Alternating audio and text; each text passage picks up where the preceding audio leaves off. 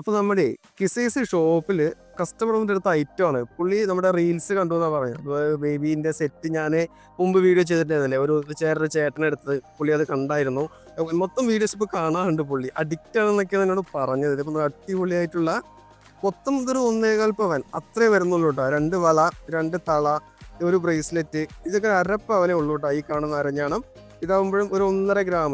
ഇത് രണ്ടും 1.5 തള വന്നിട്ട് ഓരോ ഗ്രാം വെച്ചിട്ടുള്ള ഒരു വള അങ്ങനെയൊക്കെയാണ്. അപ്പൊ എന്താണ് ആൾക്ക് എന്താണ് പറയാനുള്ളത് ചോദിച്ചേക്കാം. ഹായ് ചേട്ടാ.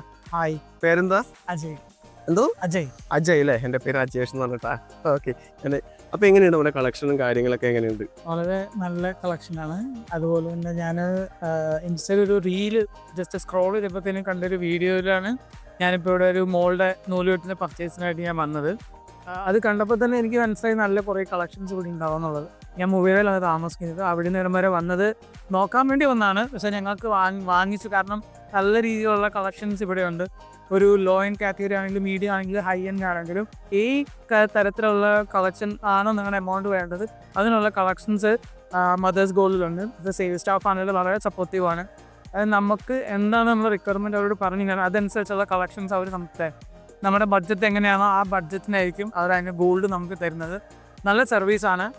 ഞാൻ ഹൈലി റെക്കമെൻഡ് ചെയ്യുന്ന എല്ലാവരെയും. അതുപോലെ തന്നെ വളരെ സാറ്റിസ്ഫൈഡ് ആണ് ഞാൻ. Okay, thank you so much.